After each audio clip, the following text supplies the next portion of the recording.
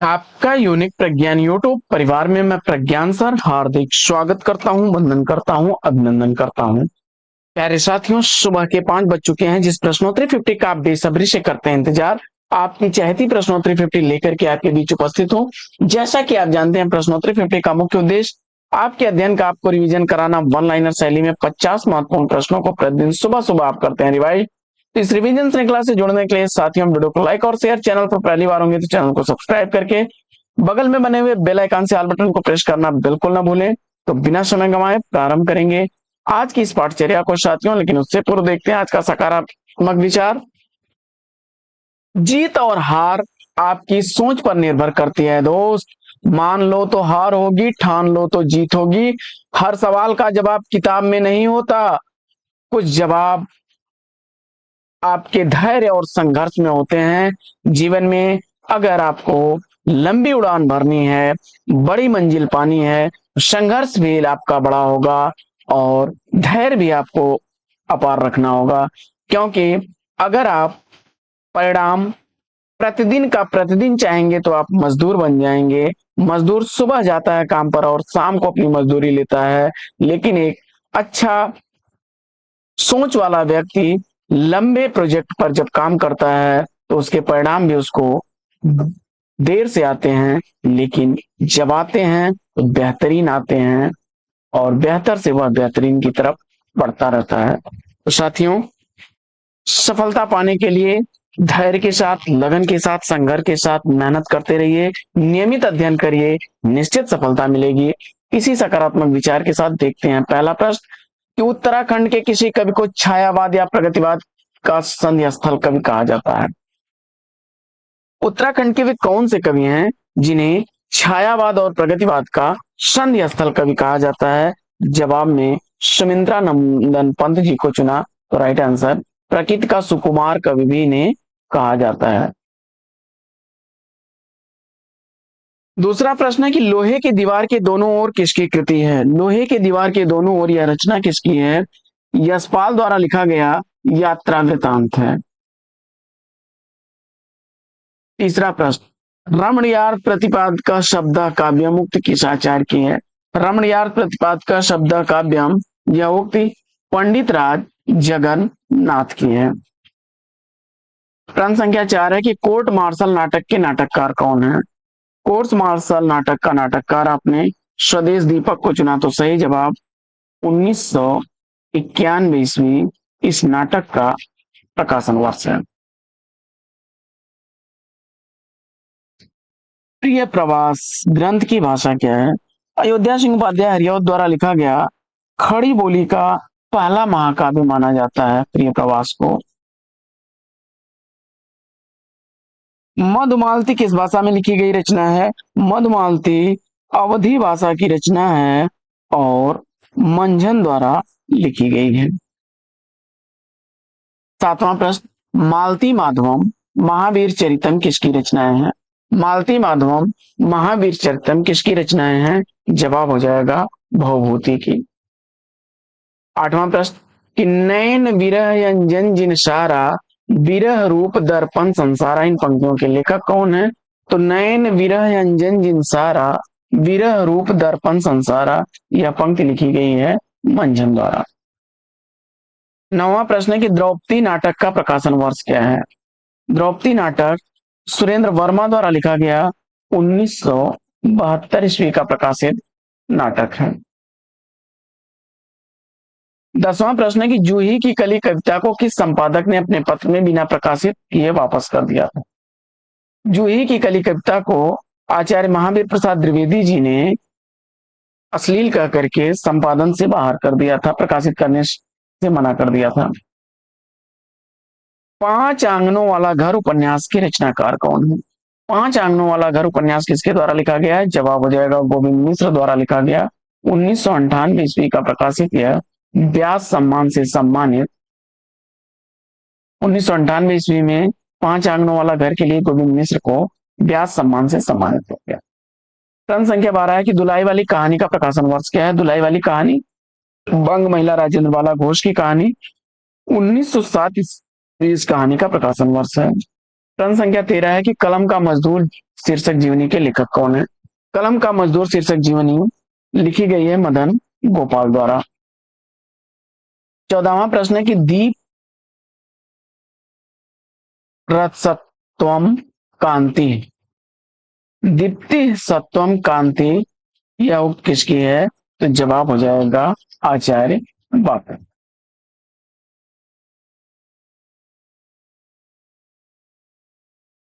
अगला प्रश्न है कि योग शास्त्र कुमार पाल चरित के रचनाकार कौन है। योग शास्त्र और कुमार पाल चरित आचार्य हेमचंद की रचनाएं हैं। प्रश्न संख्या 16, 8वां सर्ग नाटक सुरेंद्र वर्मा द्वारा लिखा गया है, कालिदास के किस महाकाव्य पर आधारित। 8वां सर्ग नाटक सुरेंद्र वर्मा द्वारा जो लिखा गया है वो कालिदास द्वारा रचित किस महाकाव्य पर आधारित है। तो कुमार संभवम सही जवाब। 17वां प्रश्न है कि स्मृतियों की जनपत्री डायरी के लेखक कौन है। स्मृतियों की जनपत्री डायरी रविंद्र कालिया की है। 18वां प्रश्न है कि दूसरा दरवाजा किस विधा की रचना है। दूसरा दरवाजा लक्ष्मी नारायण लाल द्वारा लिखा गया 1972 ईस्वी का प्रकाशित नाटक है। प्रश्न संख्या 19 है कि लाजपत महिमा जीवनी के लेखक कौन है। लाजपत महिमा जीवनी महादेव भट्ट की जीवनी है। 20वां प्रश्न है कि डॉक्टर गियर्सन ने किस भाषा को अंतर्वेदी नाम दिया है। डॉक्टर गियर्सन ने ब्रज भाषा को अंतर्वेदी नाम दिया है। 21वां प्रश्न है कि परख सुनीता त्यागपत्र उपन्यासों का प्रकाशन वर्ष क्या है। परख सुनीता त्यागपत्र सभी उपन्यास जैनेन्द्र कुमार द्वारा लिखे गए हैं। परख उपन्यास 1929 ईस्वी का, सुनीता 1934 ईस्वी का प्रकाशित उपन्यास है और त्यागपत्र 1937 ईस्वी का प्रकाशित उपन्यास है। 22वां प्रश्न है कि नंदू नूरा लोई भीष्म साहनी के किस नाटक के प्रमुख पात्र हैं। नंदू नूरा लोई भीष्म साहनी के किस नाटक के प्रमुख पात्र हैं। कबीरा खड़ा बाजार में भीष्म साहनी द्वारा लिखा गया नाटक है। नंदू नूरा लोई इसी नाटक के पात्र हैं। कालिदास, अंबिका, मातुल, मोहन राकेश के किस नाटक के पात्र हैं। कालिदास, अंबिका, मातुल आषाढ़ का एक दिन नाटक के पात्र हैं। गोदान के पात्र राय साहब अमरपाल सिंह किस गांव के निवासी हैं। रायपाल सिंह, राय साहब जो अमरपाल सिंह रहते हैं वो गोदान में शेमरी गांव के निवासी हैं। गोदान प्रेमचंद द्वारा लिखा गया उपन्यास है। 25वां प्रश्न है कि कालिदास कृत ऋतु संहार में सर्गों की संख्या कितनी है। कालिदास द्वारा लिखा गया ऋतु संहार 6 सर्ग हैं इसमें और 144 श्लोक हैं इसमें। 26वां प्रश्न है कि छाया कहानी संग्रह के लेखक कौन है। छाया कहानी संग्रह का लेखक जयशंकर प्रसाद हैं। 1912 ईस्वी इसका प्रकाशन वर्ष। 27वां प्रश्न है कि मानव प्रकृति का ज्ञान तुलसी से अधिक उस युग में किसी को नहीं था, यह कथन किसका है। मानव प्रकृति का ज्ञान तुलसी से अधिक उस युग में किसी को नहीं था, आचार्य हजारी प्रसाद द्विवेदी जी का कथन है। प्रश्न संख्या 28 है हरिश्चंद्र, रोहित, विश्वामित्र जयशंकर प्रसाद के किस नाटक के पात्र हैं। हरिश्चंद्र, रोहित और विश्वामित्र जयशंकर प्रसाद द्वारा लिखे गए करुणालय नाटक के पात्र हैं। 1913 ईस्वी इस नाटक का प्रकाशन हुआ है। प्रश्न संख्या 29 है कि रेखाएं बोल उठी रेखा चित्र किसने लिखा है। रेखाएं बोल उठी रेखा चित्र देवेंद्र सत्यार्थी का है। प्रश्न संख्या 30, बच्चन सिंह के अनुसार प्रेमचंद की पहली कहानी कौन सी है। बच्चन सिंह के अनुसार प्रेमचंद की पहली कहानी कौन सी है। पंच परमेश्वर 1916 ईस्वी की है। प्रश्न संख्या 31 है कि हम विस्पाही जन्म के काव्य कृति के रचयिता कौन है। हम विस्पाही जन्म के यह काव्य रचना बालकृष्ण शर्मा नवीन द्वारा लिखी गई है। 32वां प्रश्न है कि पड़ोस की खुशबू यात्रा साहित्य के लेखक कौन है। पड़ोस की खुशबू यात्रा वृतांत रामदरस मिश्र का है। प्रश्न संख्या 33 है कि मृगनयनी उपन्यास के लेखक कौन है। मृगनयनी उपन्यास लिखा गया है वृंदावन लाल वर्मा द्वारा। 1950 ईस्वी उपन्यास का प्रकाशन हुआ।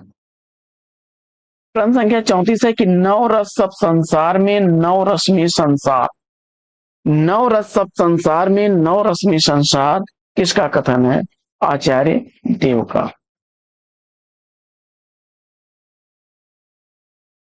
हरिवंश राय बच्चन की आत्मकथाओं का प्रकाशन काल पूछा जा रहा है आपसे। हरिवंश राय बच्चन की आत्मकथा 4 भागों में विभक्त है। पहली आत्मकथा क्या भूलूं क्या याद करूं 1969 ईस्वी की प्रकाशित आत्मकथा। दूसरी 1970 ईस्वी की प्रकाशित आत्मकथा है नीण का निर्माण। फिर बसेरे से दूर 1978 ईस्वी की प्रकाशित आत्मकथा है। और 10 द्वार से सोपान तक 1985 ईस्वी की प्रकाशित आत्मकथा है। 36वां प्रश्न है कि अन्या से अनन्या तक कृति का प्रकाशन काल क्या है। अन्या से अनन्या तक कृति प्रभा खेतान की है, 2007 ईस्वी का प्रकाशन काल। 37वां प्रश्न है कि हिंदी काव्यधारा के लेखक कौन है। हिंदी काव्यधारा राहुल सांकृत्यायन द्वारा लिखी गई रचना है। 38वां प्रश्न है कि प्रेम कहानी उपन्यास के उपन्यासकार कौन है। प्रेम कहानी उपन्यास ममता कालिया द्वारा लिखा गया 1980 ईस्वी का प्रकाशित साथियों उपन्यास है। फटाफट क्वेश्चन करते रहिए। रसज्ञ रंजन किस सुप्रसिद्ध निबंधकार का निबंध है। रसज्ञ रंजन आचार्य महावीर प्रसाद द्विवेदी जी का निबंध है।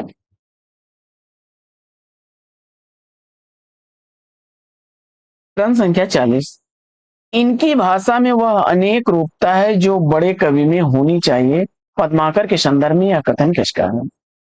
इनकी भाषा में वह अनेक रूपता है जो बड़े कवि में होनी चाहिए, आचार्य रामचंद्र शुक्ल जी का कथन है। प्रश्न संख्या 41 है कि कामायनी एक पुनर्विचार आलोचना ग्रंथ के लेखक कौन है। कामायनी एक पुनर्विचार आलोचना ग्रंथ गजानन माधव मुक्तिबोध का है।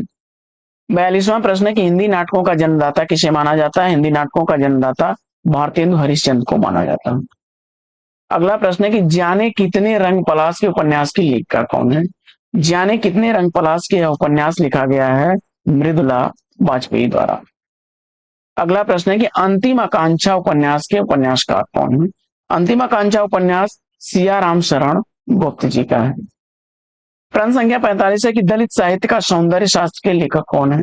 दलित साहित्य का सौंदर्य शास्त्र शरण कुमार लिम्बाले की रचना है। अगला प्रश्न है कि हरिवंश राय बच्चन को उनकी किस कृति के लिए सरस्वती सम्मान से सम्मानित किया गया। हरिवंश राय बच्चन को उनकी रचना 10 द्वार से सोपान तक के लिए 1991 ईस्वी में सम्मानित किया गया। अगला प्रश्न है कि कविता का गांधी किस कवि का उपनाम है। कविता का गांधी उपनाम भवानी प्रसाद मिश्र का है। प्रश्न संख्या 48 है कि अल्प विराम उपन्यास की लेखिका कौन है। अल्प विराम उपन्यास उषा प्रियंवदा द्वारा 2019 ईस्वी का प्रकाशित उपन्यास है। प्रश्न संख्या 49 है कि पलाश वन किसका काव्य संकलन है। पलाश वन काव्य संकलन नरेंद्र शर्मा का है। प्रश्न संख्या 50 है कि आस्था के चरण निबंध के निबंधकार कौन है। आस्था के चरण निबंध डॉक्टर नगेन द्वारा लिखा गया निबंध है। तो साथियों प्रश्नोत्तरी 50 कैसी लगी कमेंट्स करके जरूर बताइए। आज की प्रश्नोत्तरी 50 में लेते हैं यहीं पर विराम। फिर मिलेंगे आपसे अगले वीडियो में एक नए प्रकरण नए टॉपिक एक नए अंदाज में। तब तक के लिए लेते हैं आपसे विदा। आपका जीवन मंगलमय हो। बेस्ट विशेष बेस्ट ऑफ लक। जय हिंद।